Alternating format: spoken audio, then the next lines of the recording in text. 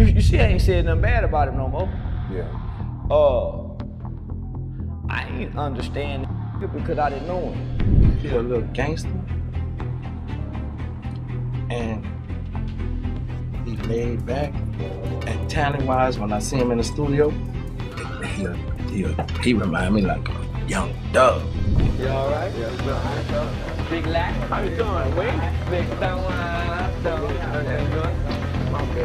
got the whole family. I'm the only person he kissed. That's how I roll. That's nobody else, man. We roll like that.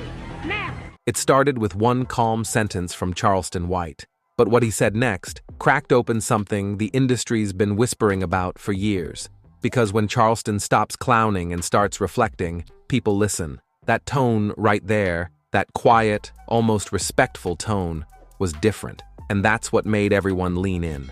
He wasn't just talking about NBA Youngboy's talent anymore. He was talking about what he saw behind the scenes. Something about Birdman's role that didn't sit right. Charleston called him a little gangster, laid back, talented.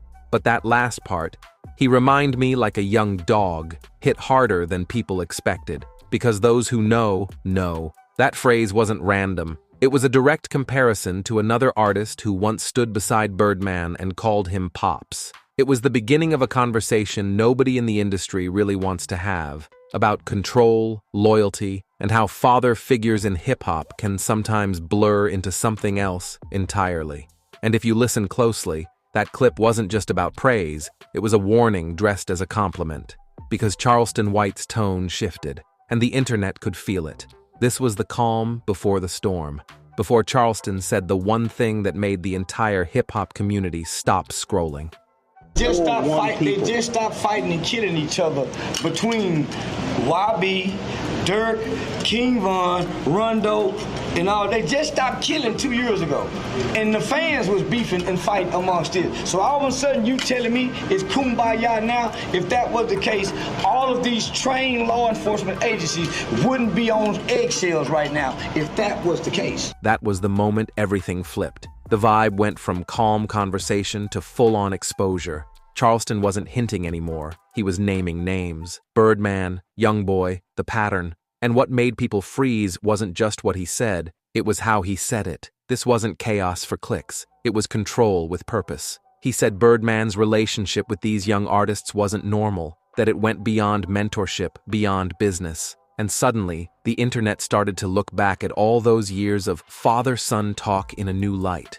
Because Birdman has always positioned himself as the boss, the caretaker, the man who builds legends. But Charleston was saying, maybe that power came with a price. It's not the first time people have noticed Birdman's pattern. Young artists, new loyalty, same script. But this time, it's hitting different. Because the person pointing it out isn't a blogger or a fan. It's Charleston White, a man who's lived through the streets, who's seen manipulation wrapped in mentorship before. And the real question haunting everyone now, if Charleston's wrong, why is Birdman so quiet? The tension's there now, heavy, unspoken, and impossible to ignore. Man, I say, homie, that nigga thorough. He's still blooding. Bandana out the back pocket, still looking like the man. Ain't nobody saying, Birdman, you looking like a young. So I don't want to hear that young. If you can play. When Charleston White talks, the internet usually laughs first and listens later. But this time, nobody was laughing. You could feel the unease spreading through comment sections. People who once brushed off his rants started connecting dots they'd ignored for years. The father figure thing Birdman built his image on suddenly didn't look so pure. Because here's the thing, every time someone's questioned Birdman's closeness with younger artists, the industry goes silent. It's like there's an invisible line nobody wants to cross, a rule that says don't question the family. Charleston didn't care about that line. He stepped right over it, and in doing so, he reopened a conversation hip-hop's been trying to bury since the early 2000s. He said what many had whispered behind closed doors, that Birdman's mentorship might be something else entirely, something the cameras never catch. And when you touch that nerve in the industry, one that's been covered up by money, loyalty, and silence, you're bound to make enemies fast. Because if Charleston's right, it means the story of father and son in hip-hop might actually be a story about control. You all right? Yes, sir. Big Lack. How you doing, Wayne? Big Stone. Everything good? Okay, look, you got the whole family here. The moment Charleston mentioned the kiss, you could almost hear the collective gasp online. Because that single image, Birdman and Lil Wayne, father and son, lips touching, has haunted hip-hop for nearly 2 decades. It's one of those moments that never fully went away. It just lived in the shadows, waiting for someone bold enough to bring it back into focus. Charleston wasn't just bringing up the past to embarrass Wayne. He was drawing a line, from Wayne to Youngboy, from the old Cash Money era to the new generation.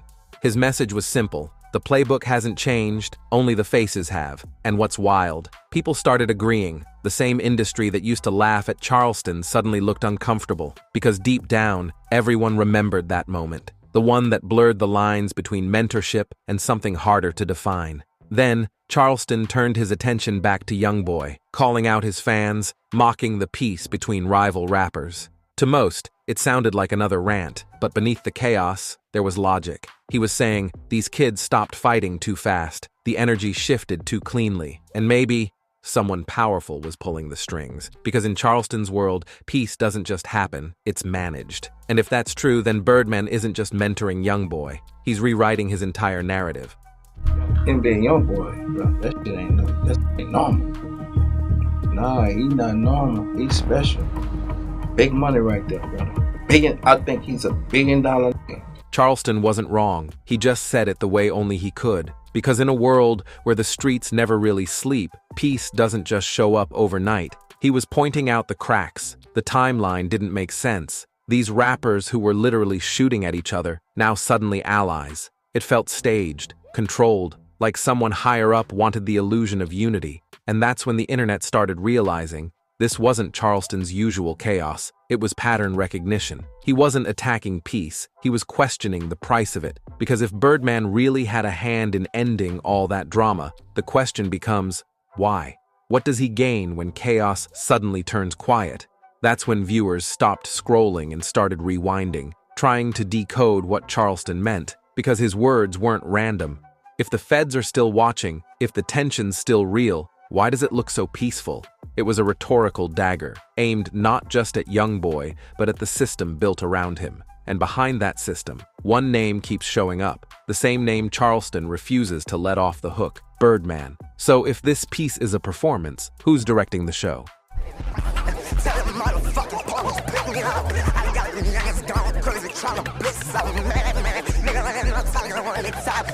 That's when Charleston crossed the invisible line, the moment his words stopped being commentary and became confrontation. Because you can clown rappers all day, you can talk about cities, fans, and culture, but once you start going at Birdman, the entire tone shifts. That's a name that comes with weight, history, and power, the kind that doesn't like to be questioned. Charleston called him out directly, said he's still blooding down, still carrying himself like the same street figure he's always been.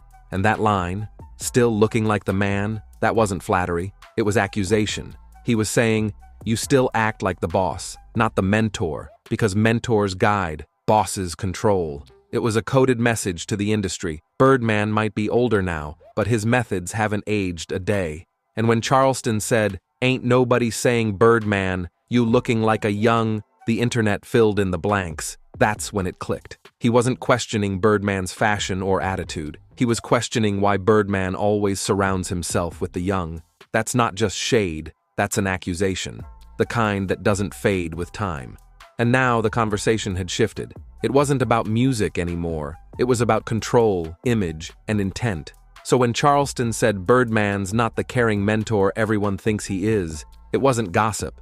It was a shot fired straight at the heart of hip-hop's silence. I gave Wayne about $400 to $500 million. Drake got about $500 million, and Nicki got about $300-400 million out my pocket. No cap. You don't believe me? Ask them. See, Charleston wasn't just ranting anymore. He was decoding the unspoken rule of the music game. You don't question the gatekeepers. But Charleston, he doesn't just question them. He dissects them. He said what most people whisper behind closed doors, that Birdman's mentorship looks more like grooming obedience than guidance. He compared Birdman's control to the kind you see in cults, not companies, where loyalty ain't earned, it's trained. Because when Birdman walks into a room, it's not applause he gets, it's silence. And silence speaks volumes. Charleston called it out, "This ain't grooming talent, it's grooming image." That's a heavy statement, because in the industry, image is the leash. It decides who eats, who speaks, and who disappears. And when Charleston flipped that mirror on Birdman, the internet split in two. Half said he was finally telling the truth. The other half said he was poking a bear that's never lost a fight.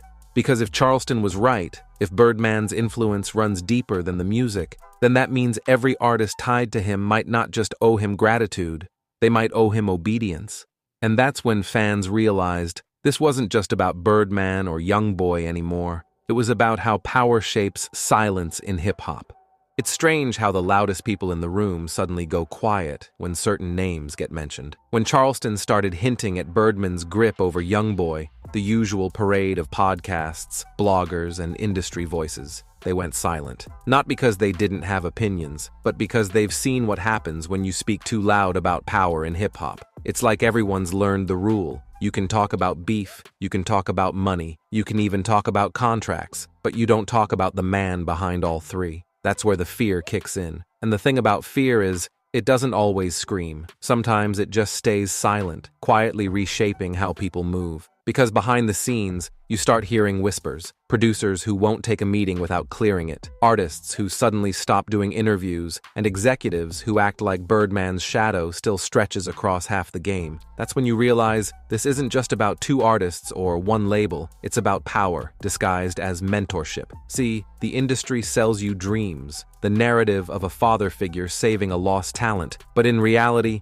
that relationship can easily become a leash, and once that leash is on, it's hard to tell whether you're being protected or owned. That's what made Charleston's rant so powerful, because for once, someone didn't care about losing access. He said what everyone else was too scared to even imply, that maybe Birdman's version of family has always been about control wrapped in love. And once he said it, people started connecting dots they'd ignored for years, like how Youngboy's energy shifted the moment Birdman reappeared in his orbit. No more chaos, no more outbursts, just quiet, too quiet. That calm might have looked like growth, but to people who know this game, it looked like suppression. Because silence in hip-hop doesn't always mean healing. Sometimes it means somebody else is speaking for you, and you could feel it. That same pattern Wayne once lived through. The protection, the promises, the silence. It's almost poetic, in the most twisted way. And then you start asking the question nobody wants to touch. Why does Birdman always find the ones who crave family the most? Wayne didn't have a father. Youngboy lost his early. They both carried the same hole, and Birdman filled it. That's the real manipulation. Not money, not contracts, but emotion.